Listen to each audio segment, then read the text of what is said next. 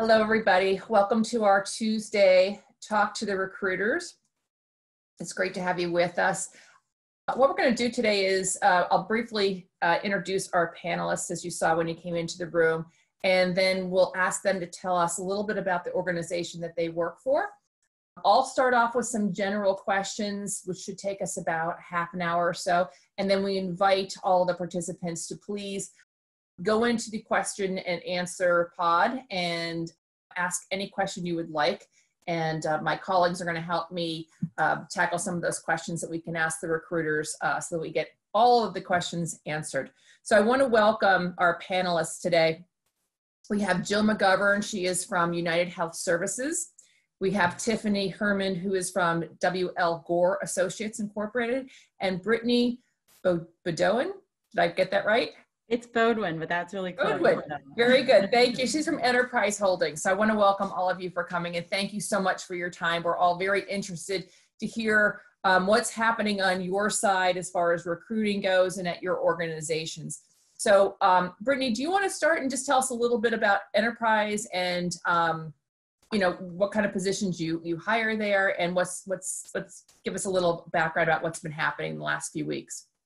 Sure. So thank you so much for the introduction, Nicole. Happy to be here. So Enterprise Holdings, better known as Enterprise Rent-A-Car. So Enterprise Holdings is made up of Enterprise Rent-A-Car, National Rent-A-Car, and Alamo. So we were founded back in 1957, and in our company, we have this promote from within philosophy. So at Enterprise, we are always hiring for the same positions externally, which is really cool. So everyone from our CEO, Chrissy Taylor, to our general manager here in Philadelphia started as a management trainee. Which is the position that we hire externally for, our management trainee position, as well as our summer and spring internships. So those are the three positions that we primarily hire for externally, mainly working in sales, customer and client relationships and service, marketing and management. So those are really the positions that or I guess the qualities that we're looking into training in that program. In terms of the last couple weeks, since this started, we are in that transportation industry. So it, was challenging in the beginning, but it's exciting to say that since, May has started, we've seen a rise back in business. People are traveling again, or at least we were helping a lot of first responders, a lot of folks that couldn't use public transportation anymore to go to work, those essential workers. I'm helping a lot of those folks during this time. So we continue to do that, and we continue to open back up more locations and then get more cars on the road. So it's definitely going uphill. And then I know later we'll talk a little bit more about what recruiting looks like, but that's a little bit on what I hired for in an update. Excellent. Thank you so much. I would imagine it has been a bit of a roller coaster for your industry. It is. We're in one of those industries that definitely, it's been a roller coaster, but with some great leadership, we've been able to, come out on the other side. So. Excellent. Thank you. Jill, do you want to tell us a little bit about United Health? So we're Universal Health Services, otherwise known as UHS. We own and operate healthcare facilities. So what's unique is we're Fortune 500. We've been around for 40 years under Mr. Miller, and he's still our chairman and CEO. His son is actually our president. But locally, you might know of some of our facilities. So we have both acute care as well as behavioral health. Both are servicing the populations that the virus is affecting.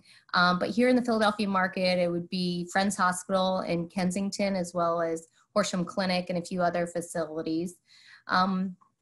Primarily what I'm looking for at corporate headquarters. Now, each of the facilities have their own recruiting team, HR, generalists, et cetera. But at corporate, I support the information services recruitment along with Jessica Baldwin. And we typically come to Penn State for our application analyst positions, software development. It might be data analytics, so that you could do some SQL work. We also have a cybersecurity group within IS. So a third of our corporate headquarters, which is about 900 people, even though we have 90,000 employees nationwide, really is a third is IS. So it's a strong group for us, and that's specifically why we come to Penn State.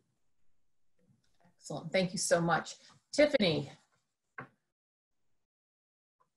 Oh, you're still muted. Okay. Hi, good morning, everybody. Thanks for having us. So the company I work for is W.L. Gore and Associates, and we are a material science company. We're focused on improving lives through discovery, product innovation, and rewarding careers for our associates. We were founded about 60 years ago by Bill and Viv Gore, and we are a privately held company. We have about 10,500 associates worldwide. We are global, but we're based in Newark, Delaware. Our annual revenues are about $3.7 billion. And we are a technology-based company. So we come to Penn State seeking to fill technical hires, so engineers, chemical, mechanical, electrical, and we also fill supply chain roles through Penn State hires and IT roles. Thank you. So the next question is sort of the one that I think everybody wants to know. And Brittany, you touched on it a little bit, which is, where do your organizations stand now with COVID-19? We've seen in the last few weeks a lot of adjustments to internship positions that may have been offered for this summer, organizations as well as full-time positions, adjusting hiring needs, that kind of thing. So where are you each at in terms of those internships? What are you looking for right now? What have you had to maybe put a hold on? What's your status basically? And anybody can jump in if they'd like. Yeah, I can get started on that.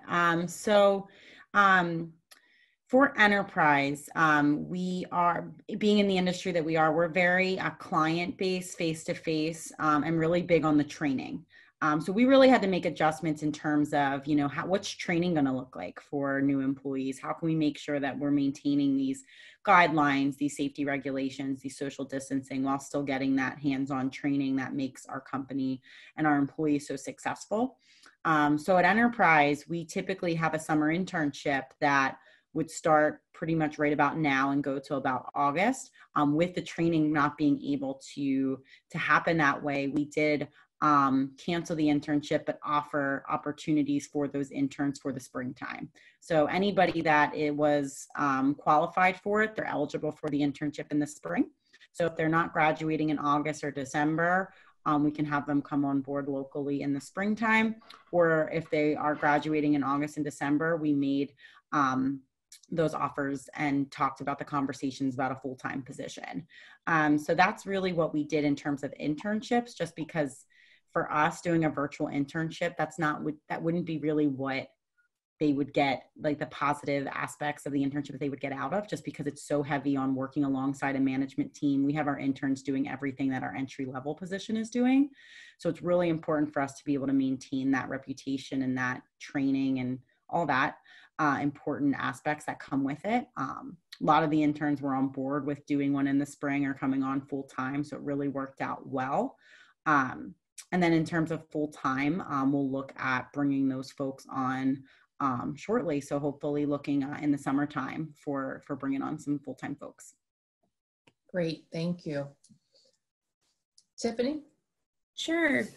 So as far as our internship program, especially in our technical roles, we have a lot of the same problems the obstacles where we really want our interns to be able to experience the plant, and it's a very hands-on oriented type of internship. So we did have to pivot because we are 100% virtual for the summer.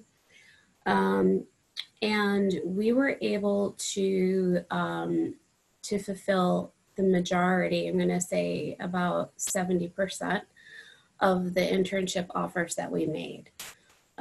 So we were able to find different projects for our technical interns to work on. And then the IT interns, they're actually helping us do a lot of the problem solving this summer. So it's really a great thing for them. And we've adjusted what the internship looks like, obviously. And we're doing a lot of supplemental workshops and networking events for the interns to really try to help fill that gap where they typically would be able to do a lot of networking being in the plant. They'd obviously be able to expand their lattice, we call it at Gore. So instead we're offering different virtual opportunities for networking type engagements. And they're both geared towards professional development opportunities, but also just personal development opportunities as well. So one of the programs that we offer is a diversity mentorship program, where we pair up the interns with someone that they can just really help to learn Gore's approach to diversity, and then and also have that additional voice besides just the project work to help guide them throughout their summer. So that is what our internship program is going to look like this summer, and we just onboarded our first group last week. So anxious to see how that goes. For full-time hires, we honored all of the offers that we made. So we're very pleased to say that we did not have to rescind any offers for full-time employment. What we did do is we needed to push back some of our start dates. So many of our new hires would typically have started right after they graduate in the spring. So we would be looking at onboarding June, July, August. And typically we have everybody on board by September. But what the adjustment that we've made for, in this case for new grads, is we had to push back start dates because we want them to have the most, the best onboarding experience as possible. And our hope is that we will be back in the plants by late August. So we pushed start dates back to the end of August and then through September. Okay, thank you. And where are the locations, Tiffany, that you're hiring for? Where are your office is located? Mm-hmm. So we have an Eastern cluster, which is Elkton, Maryland, and Newark, Delaware. And then we have a Western cluster, which is primarily Flagstaff, Arizona, and Phoenix, Arizona. And then we have a few out in Santa Clara, California. Okay, great. Thank you very much. Jill. Thank you. So we are still finalizing our internship program. We initially have to push back the start date as they were due to start June 1st. So we're in a unique situation similar to Brittany's in a way, because we've been affected in a different capacity, in the sense that our training had typically been like an elbow to elbow in a cube, and we're unable to do that. But also at the same time, the number of the workload for our managers and our application analysts and so forth has increased tremendously to support our facilities. So we're in a unique position from the sense that we have to figure out how would we onboard and train these individuals, but at the same time, how do we deliver what we need to support our facilities. So we're addressing it. We're taking everything day by day, following government guidelines. In terms of interns, like I said, I anticipate everything will be finalized this week. As far as full-time, we don't typically do a robust offer extension. Like, we don't hire in the fall in anticipation necessarily for the spring. We do it rec by rec. So there isn't necessarily this full all-encompassing class start. So as of right now, we're going by critical going through our open opportunities, labeling them as critical, maybe high priority, etc., and kind of addressing each of our recs that way. But we do have a number of our former interns being converted on June 1st, as they normally would be. So that's somewhat where we stand now. Okay. What is your hiring like for the fall? I know you just said that you typically don't do a full-on hiring, but you do it by rec. What do you anticipate as far as hiring this fall goes? Sure. So as we move through the recs that we already have open, there will still be opportunities to hire May grads, if you will, May 2020 grads. I guess let me rephrase what I meant when I said fall grads. I know a number of companies will come in a fall semester and hire the following spring graduates. We typically don't necessarily do that. We wait till almost the semester in which they're graduating. So we will be looking in the fall for May 2020 grads. And all those positions would be posted both on Handshake as well as out on our website. So anything that is available and we are seeking new grads for, they would be an associate level role. So that's a key word in any of our job titles. You'll know by associate that it's an entry level role. And then you can feel free to reach out to me or apply specifically on the website for an opportunity. Okay, great. And I will be providing our panelists' email addresses at the end of our time today, so students can certainly get in touch with them. Brittany, what does your fall recruiting look like? Has it changed from what it normally would look like from Sure. normal year? Sure. I always say I'm lucky in the sense that because we hire for that position, the management trainee position, and it's the only position we hire for. So, myself 5 years ago with the company, I started in this role.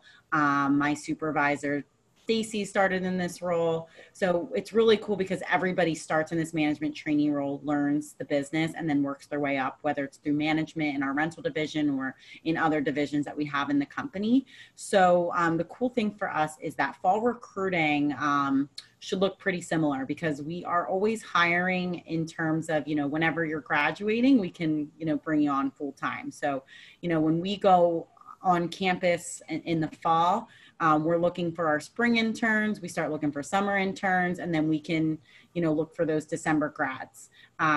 We will interview a May grad if they want to interview with us, but it would be obviously that May start date. And the same thing with us, with our, our intern converts, we do the same thing with them. So for example, I didn't mention it earlier, but we also are able to bring all of our interns, converting them to full time. They'll be converting in my Philadelphia suburb area 4 on the 2nd of June and then 4 on the 16th. So we'll continue to do that. So if we have in August, someone that was in our, spring internship that maybe is graduating now in August due to COVID, we can convert them in August. So our fall recruiting, fingers crossed as of now, looks like it's going to be pretty the same because we are picking up business. So we'll be looking to bring people on pretty quickly, August through October. And then again, November, December for those graduates. And also, as our schools continue to decide what they're doing and what's going to be the best for their universities, we're ready to be partners with them, whether it's virtual, in person. We're ready to partner with the universities as they continue to make these decisions. So we're hoping for a very unique but similar fall at the same time. We're excited. Good. Thank you so much. And Tiffany, what is the fall looking like for you as far as, recruiting goes? So we definitely are going to continue our fall recruiting plan, but how we do that is still kind of under consideration. So a lot of it is going to depend on what happens at Penn State and our other partner schools, and where the students are going to be available. If they're on campus, we're going to try to get on campus. But knowing that, there could be restrictions on the sizes of group gatherings, we're ready to adapt and adjust as we need to. So really we, excuse me, we are just trying to figure out, which schools are taking which which routes, and if it's a hybrid, then we'll approach it that way. But one of Gore's philosophies is long-term view. And so we really embrace that, this is a temporary situation, and we need to continue to hire for the future, for the talent that we need in the future. So we have no plans of putting a halt to our recruiting efforts. Okay, that's great. So it seems like the key word obviously is being flexible. I know we don't even know what the plan is for the fall. And we're anticipating virtual career fairs as well as our normal face-to-face fairs. If we do go to a virtual career fair, have you guys participated in a virtual fair? And I guess to tack onto that question, what is your best advice for students attending a virtual career fair in the fall? I'd be happy to answer that. I've attended and participated in them in the past. I would say that honestly, it's in the student's control. It's not that different in terms of a personal one. For some students, actually even more positive because they feel more comfortable. They're in a safe place. They have all their materials in front of them. So it actually could be a very positive experience. I would encourage students to use career services, have that professional persona, everything you want to be out in front of you, have your LinkedIn together, your resume, use all the services possible. Also, make sure that you've tested the software, your speakers, etc., before attending. Dress for success. So I don't see it as being too different. For some students, like I said, it might be an added value and better experience.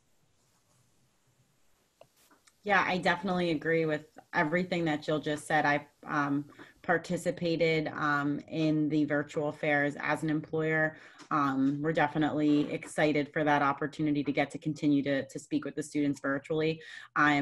The Dress for Success is really important, as well as what Jill said with testing the technology, making sure you're in a quiet area with a neutral background, making sure that you have service and you're in a good area. And that's going to be the same, very similar advice to what you would do in a virtual interview, almost going to go hand in hand there. I think we've been doing virtual interviews actually even before COVID-19, just because it's a nice option for students in the first round. So we always said, test it out with a family member or friend, kind of see how you look on the other side. That's definitely a recommendation that we always make to our students when we talk about this topic. Okay. Yeah, I don't really have anything else to add to that. That's all good advice. So at Gore, we have not participated in a virtual career fair yet. So this will be new for us. It'll be an exciting opportunity. We do have a very robust interviewing plan for when we can't get on campus that we've used for several years. So we do have that skill already under our belt. So looking forward to learning about virtual career fairs. Okay. So I want to venture into the topic of virtual interviewing a little bit. And then of course, if anyone has any questions, please again, put those in our question and answer pod so that we can get to those as well. But as far as virtual interviewing, how many are currently doing virtual interviewing? I know a lot of you said that you are 100% remote right now. And what advice can you give to students who may not be used to the virtual interview process? Sure. We're completely doing Zoom interviews right now. My advice, again, kind of goes back for dressing for success. Maybe put a book underneath your computer and maybe a picture above your camera so you have something to focus on. Even now, I'm trying to not look, like I feel like I keep looking down when I'm talking. So actually, again, if you put a picture behind your computer, it might help you focus a bit more. But don't get caught up, just like in an in-person interview, don't get caught up in what people are perceiving from you because they might be new to it as well. I know some of our hiring managers, this is new to them. and they're looking for you to be dynamic and bring all those soft skills. Well, sometimes, you know, if you're not used to it and you haven't practiced, that's not going to come across. You're going to be very maybe regimented in the way you speak. So again, I would bring it back to what Brittany and Tiffany were saying about practicing as much as you can. Even use your phone now that so many people have a phone, like just use your phone to tape yourself. Make sure that star format and the way you respond is there. But again, bring that personality with you. And if you can try the whole focusing on the camera piece, I think that would bring an added value to your interview. Thank you. Yeah, I definitely agree with everything that Jill said. We've been doing, even though we have been putting the interview process on a hold for right now, I've been doing video interviews for, it'll be about a year and a half or so since we were doing this before. So it's definitely an adjustment when you first start doing something like this virtually. My biggest advice, really, not to reiterate again, is that quiet atmosphere and making sure in a place with good reception internet service. And you don't know what these different employers are going to be using. Zoom is very user friendly. You know, I know some companies might use Skype. Maybe you haven't used that Skype account in years. Test it out. Make sure you know your login information. Make sure all of this information is up to date and that you can get into whatever program that recruiter is going to ask. That's really important. I've had several times where the student is spending like 20 minutes trying to figure out their Skype once the interview has already started. And we want to get to talk to you, but remember, some folks might have several interviews scheduled in a couple hours, so they need to get to that next person, and we want to make sure that we get to have that conversation in not a rushed manner. So that's something that is really important as well. I also know Penn State, and Nicole, you can correct me if I'm wrong, has Interview Stream, which is an option for students on the career site. I talk about that when I go to and talk to the students at Penn State Abington specifically. So utilize your resources. That's a great resource that you have the ability to use. Practice with it. That's definitely something that I would recommend and use if I were a student. Okay, great. Tiffany, any advice? I would say, you've already done all the hard work. So just have a couple of examples, ready to go, just like you would with an in-person interview. Ready to speak to your technical competence, your problem-solving skills, your communication skills, different teaming examples. All of the areas that you would normally prepare for an interview. Practice, which everybody has already said. Practice just makes you much more comfortable. And since you're virtual, it may be a little harder to pick up on those like the body language and the nonverbal cues. So be comfortable with a little bit of silence. Don't be afraid to ask, am I answering your question? All of that is okay. Okay. I have a question though for Brittany, if that's okay. Brittany, Sure. do you ever give students the ability to, like in Zoom, to use their cell phone and still talk to you on your interviews? Because I think that would help too, because what I have found in my experience is that once it goes down in the first 2 minutes, sometimes students get so, panicked that then the interview doesn't go as planned. So at least in my experience, I've been trying to say, feel free to use your cell phone. Yep. Here's my direct office line versus the general might come up, just so that they, don't go in that panic mode, because they probably could interview really well. Yeah, definitely. So we're using Zoom now. We were not using Zoom at first. Our company had the Skype software and then FaceTime option. So we would let them use their phones.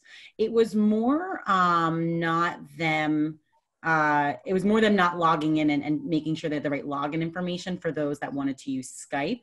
Never really, we always had success with actually FaceTime interviews because we have, you know, Apple products that we can use on our end as well. So we've actually had a ton of success with FaceTime. Skype is just not, you know, now that we have Zoom, that's something that we'll be adding. And I think a lot of people, in all honesty, I think a lot of people got a lot more user friendly with Zoom once this all started, because Zoom is now how we communicate. But no, yeah, definitely. We do let them use their phone. It's more just like that quiet place and the internet not working that we've seen. And we want them to be set up for success the best way that they can, if that makes sense. Thank you. So a lot of our students, well, I shouldn't say a lot, but there are some students that may have had internships canceled this summer. And obviously too late to find a new one at this point. As you're going into the fall and you're going to start interviewing again, what is the best way for a student to explain that their internship may have been canceled, and what is the best way to answer that question as far as maybe what they've done with their time between, you know, instead of doing the internship? What are the sort of the responses that you would be looking for as far as a canceled internship? I would say within a sentence, that you don't have to elaborate. I think the more you elaborate, it could be seen as taking it personal or an excuse or something more than it is when somebody doesn't know you that well. So just state that unfortunately, due to the circumstances, my internship was canceled. However, what I did was, and then focused on in the position which they're interviewing for, is there a need for SQL, Tableau, you know, some kind of technical skill, and they focused on getting a certification for the summer, or is there a small business, or for us, for example, is there maybe a doctor practice that could use some of your services this summer? Unfortunately, maybe they're not in the, maybe they don't have the means to pay you, but take a non-paid internship. Maybe it's only 10 hours a week, but it's still keeping everything fresh. I think it's more than maybe a defeated voice. Rather, we'd like to see that this is an obstacle. It was presented itself. We're kind of all in the same boat.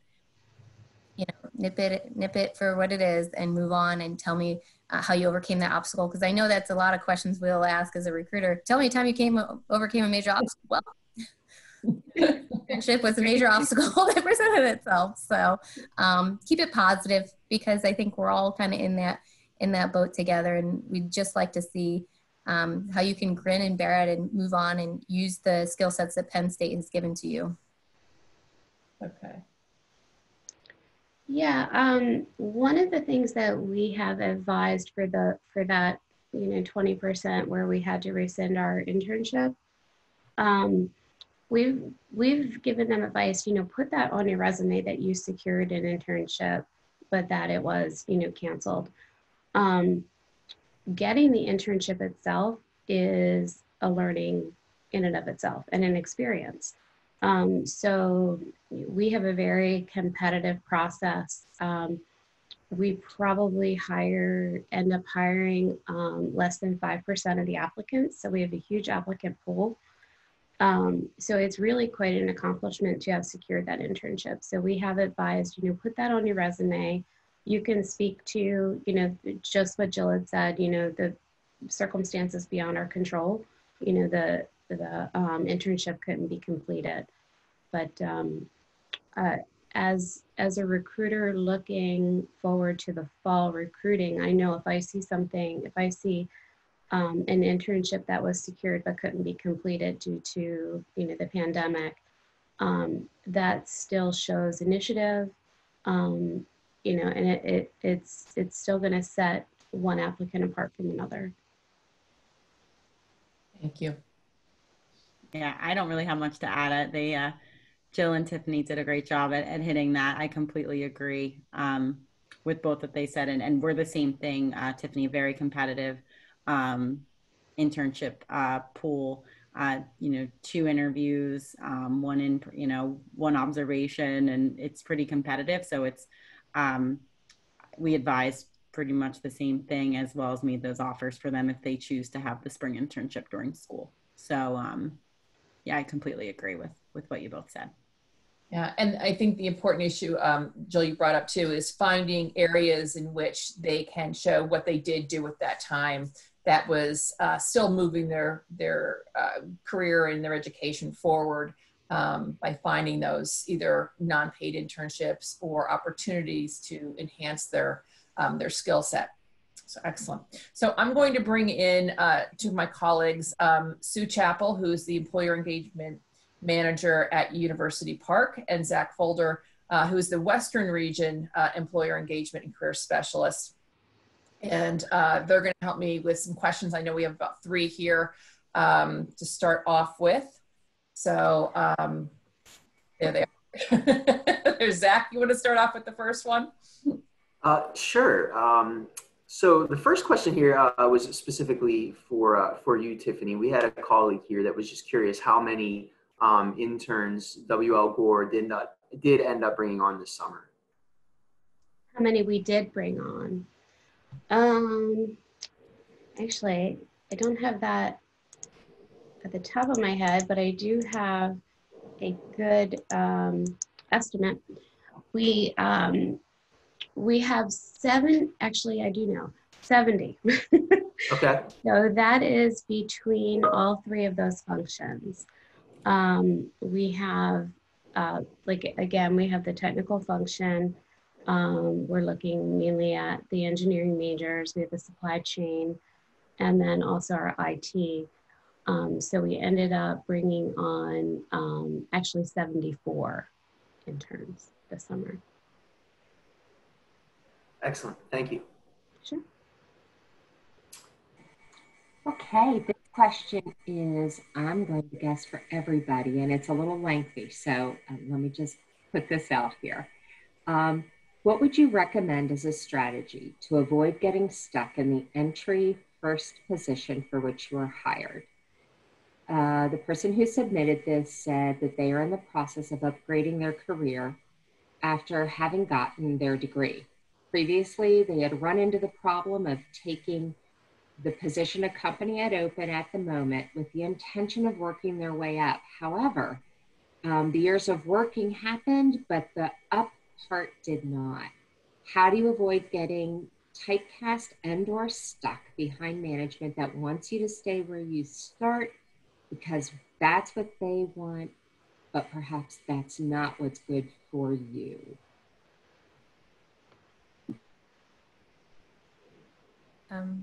Well, there's a number of things somebody can do. Whether or not they want to do it is different. Sometimes I know myself in my career, while I was at KPMG, I found a strong mentor who was well suited.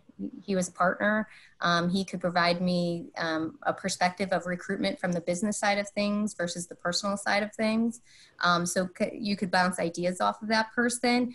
I wouldn't recommend finding a mentor necessarily within your department, because ultimately that person could be in performance review discussions with other managers, or could ultimately, you could eventually report up into that person. So sometimes finding somebody who knows just enough about the company or your role would be the best person to maybe seek out.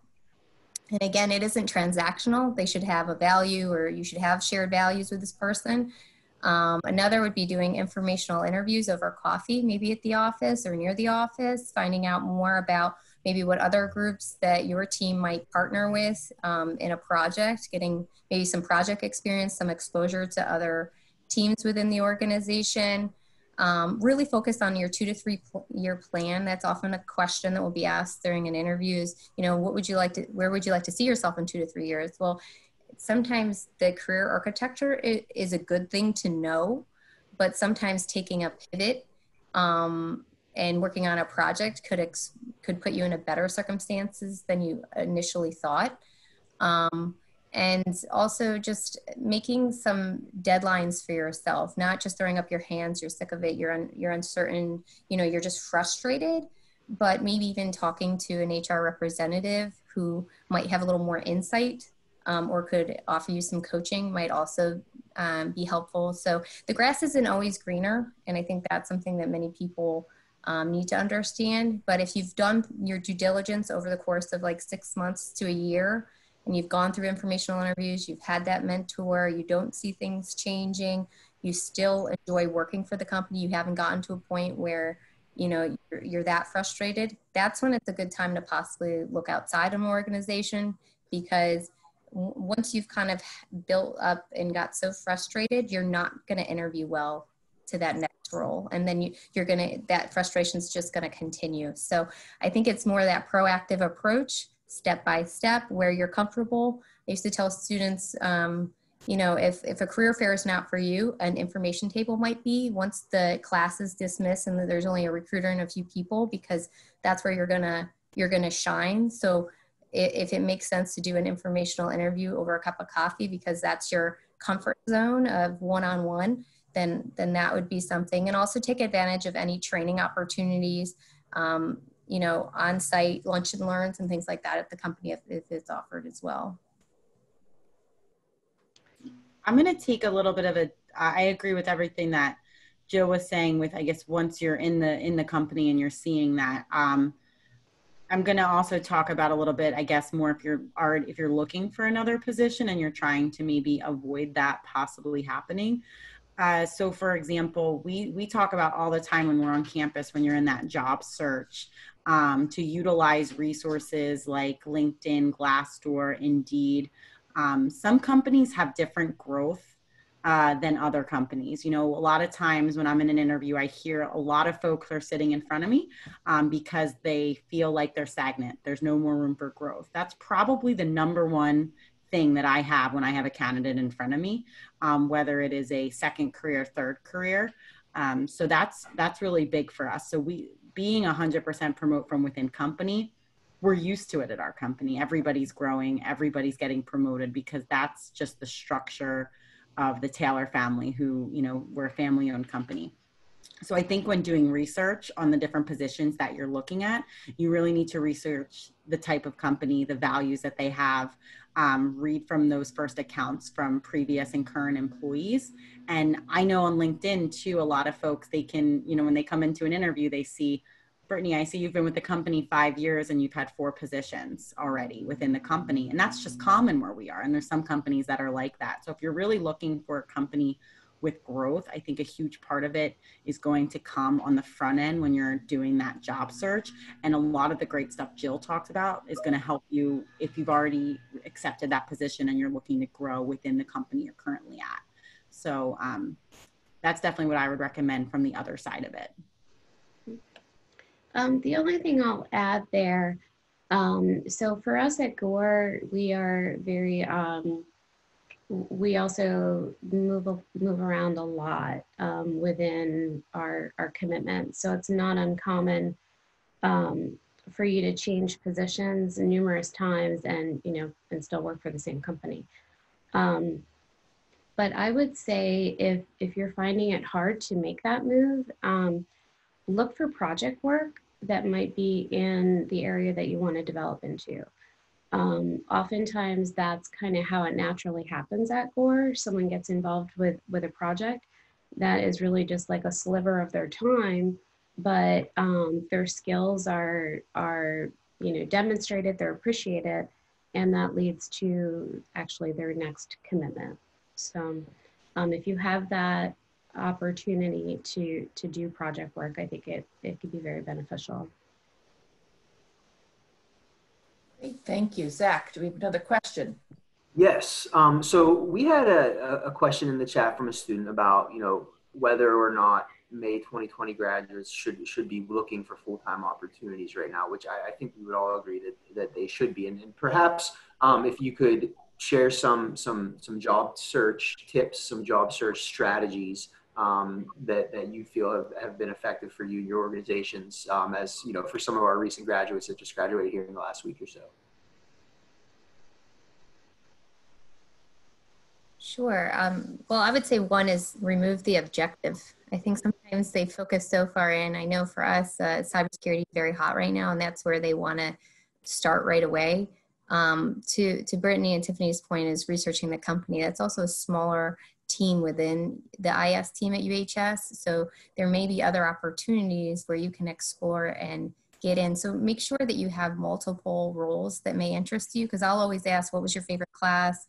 Why did you have that favorite professor? Because I'm looking to see if you're open to other opportunities that I can present that I know might ultimately have a sooner start date. The other thing is to, using Hoover's or First Research and doing your research, or maybe Yahoo Finance, and creating a spreadsheet of, companies and their competitors and the titles, and keeping when you applied, what you applied to, looking at repetitive names that maybe, at UHS it's called an associate application analyst, and somewhere else it's called something else, but it's essentially the same role. And also keep positive, because I think if you keep it in an Excel spreadsheet and you're organized, it's almost like a plan of action, like going into a game or my sport analogy, but keeping yourself organized. So then when you follow up, you can tick off, I followed up, and that kind of thing. And then it puts it back in your control. So every 2 weeks or 3 weeks, you're following up, and you're not losing sight of the big picture, because it only takes one job to get, that one offer to make you feel good about yourself. So again, being a little more expanded, and not just, I guess, out on Indeed and praying and hoping, but more strategic and using the resources Penn State offers. Yeah, I definitely agree with all of that. We talk as a team at Enterprise all the time about being more open to maybe different opportunities, especially right now.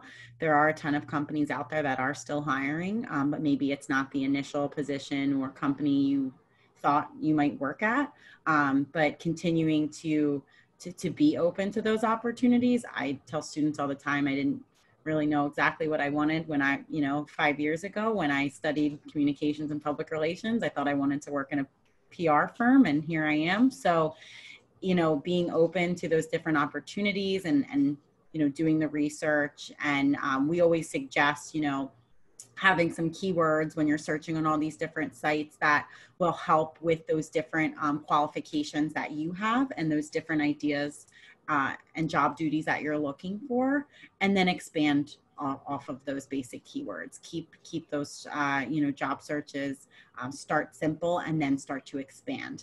And keep at it every day. If you're really looking for something, be consistent. Consistency is key to success. So that's definitely something I always say too. It's tough. This is a good time to perfect the resume, make those changes, make those updates that you didn't get to do from maybe the academic year, perfect the resume, and just be consistent is two big things for us as well. I also say trust yourself too. As you change your resume, know why you're changing it, and you're not. What I've found in a lot of recent grads is they'll change it based on who they talk to, because they feel like they might have it in with somebody, when in reality, it's a working document. So as you refine it, as you're getting advice, it's really fine tuning your story and what you're going to present. And it's not as transactional as, well, they said to use bullet points, I use squares, or they said to use this and I use that. It's all relative. It's how you present it. And also Penn State has the largest alumni network. I mean, rarely have you ever heard of someone not being so proud to be a Penn State grad. So as you're looking through LinkedIn and using those keyword searches and things, talk to maybe an alum that has the job you want. So you get the vernacular that Brittany's talking about. And then when you get the opportunity to meet a manager or someone higher that might be an alum of Penn State, you'll be very impressive. And that will be helpful. Thank you. So do we have, I think we have a couple more questions. I don't know if she's still here. Zach, you want to take the next one? I'm still here. Yep. Okay. Sorry, guys. I'm not opening up my camera because I've been having bandwidth issues. So anyway, this next question is for Jill. And they're asking if there are any specific cybersecurity or IT certifications that UHS is looking for that current graduates could obtain during this lull. I wouldn't say we're specific to any certifications at this point. It would be more if you have internship experience. If not, if you can supplement that with maybe a case competition or a specific project in class, and where you're kind of building out those bullet points to explain that you collaborate with other people, use certain softwares, things of that nature. But we do offer an education reimbursement, so that pivots to that previous conversation we said when you feel stuck, when there are options. We do offer education reimbursement to individuals that will supplement a certification once they get some experience, as well as a master's degree or bachelor's, depending on where somebody is in their education history, or plan. Jill, just to follow up on this a little bit, I think they were wondering if they don't have a job yet, is there something you recommend they could be pursuing while they're looking for a job that might strengthen their chances?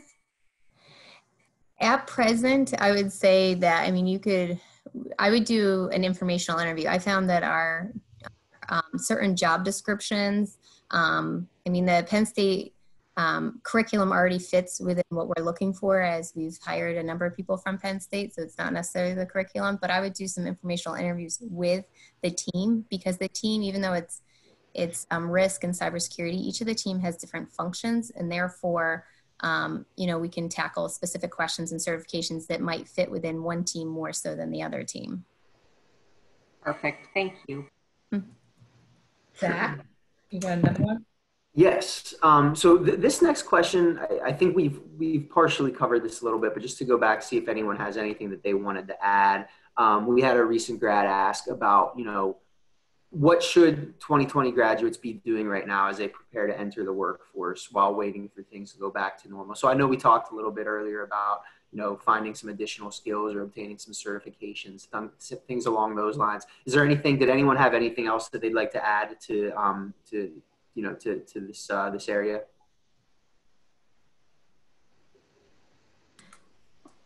I would focus on just your mental state, like whether it be volunteering or doing something extra.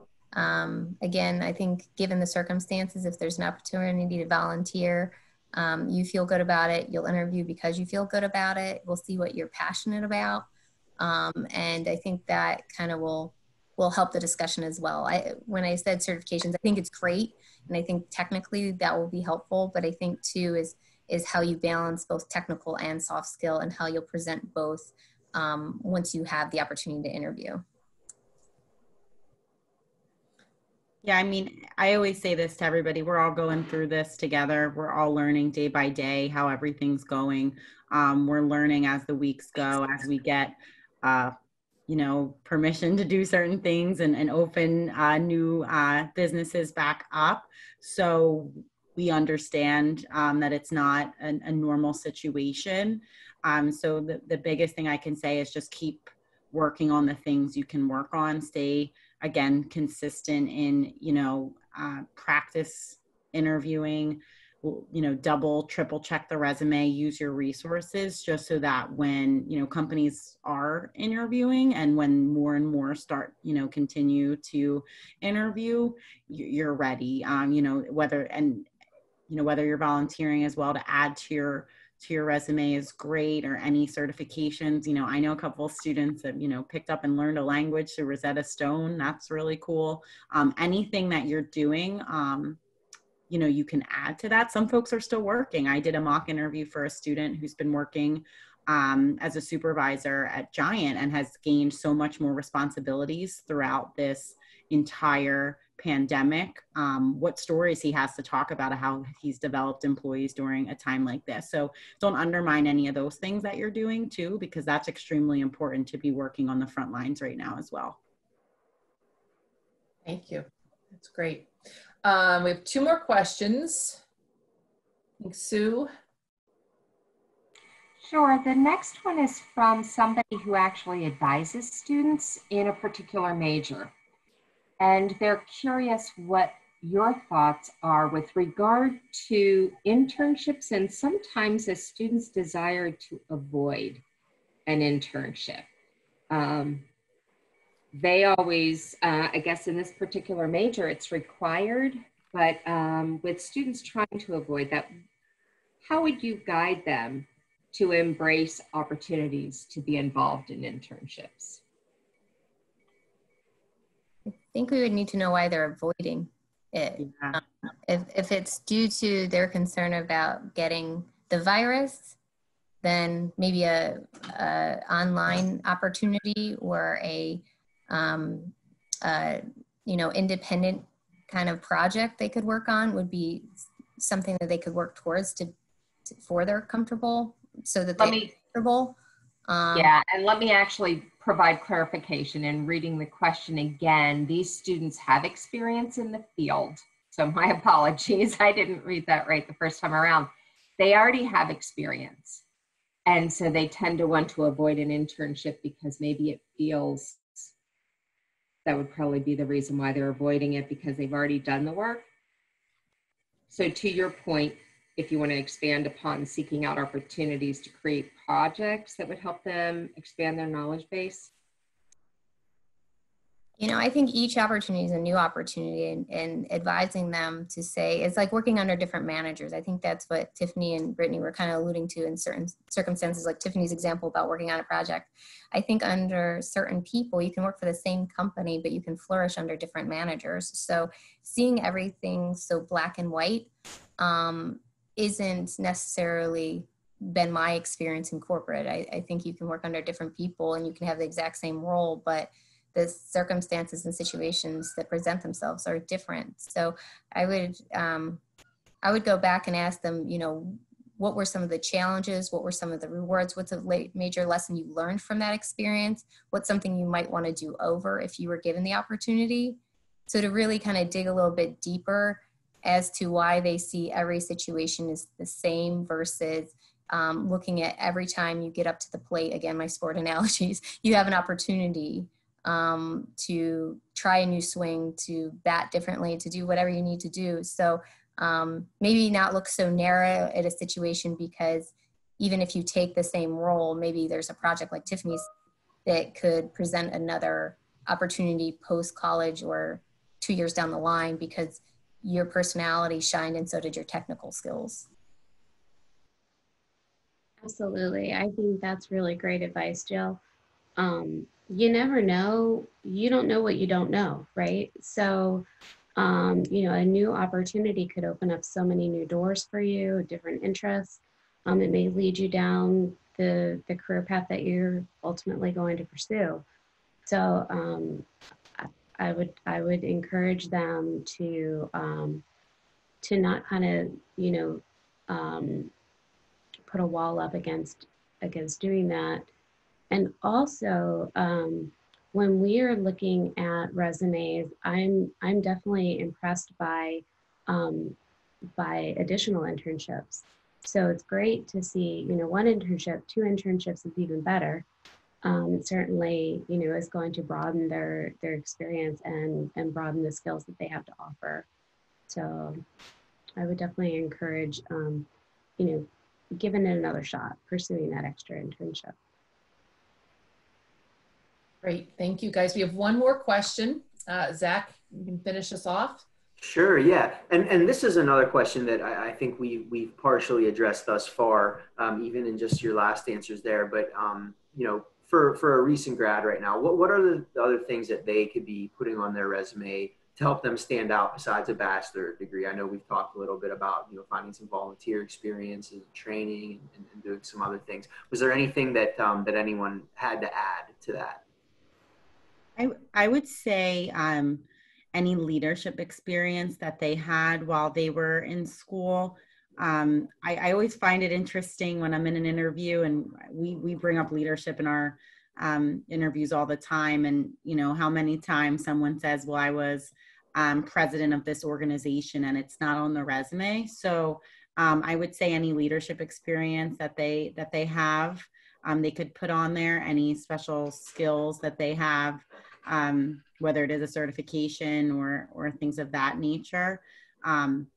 And then this might be more towards my industry, so I'm sorry, Jill and Tiffany can piggy off of it, but we're always impressed by anyone that's able to hold a job while they're in school. And a lot of times people, maybe they were a server during school, or they worked in a retail store as a supervisor.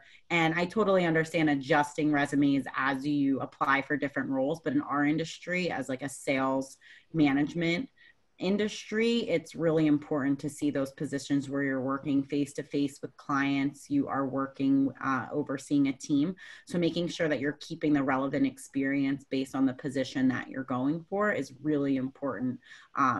Not only it shows that you have that experience working in management or working with clients, but it also shows that you have the ability to have a really strong work ethic of working while being a student. Yeah, we would love anybody to have that experience. RA, student athlete, maybe there's some kind of 20 hours or more commitment. I think one of the questions I always ask, and that gives me some kind of indication, this might fit Brittany's example from the gentleman or lady at the is, tell me a time where you were given multiple projects and you realized there was no conceivable way that you would finish them. And oftentimes we'll get answers like, well, I would stay later, or I would prioritize. But what they're not understanding is they don't know what the priority is because they didn't ask.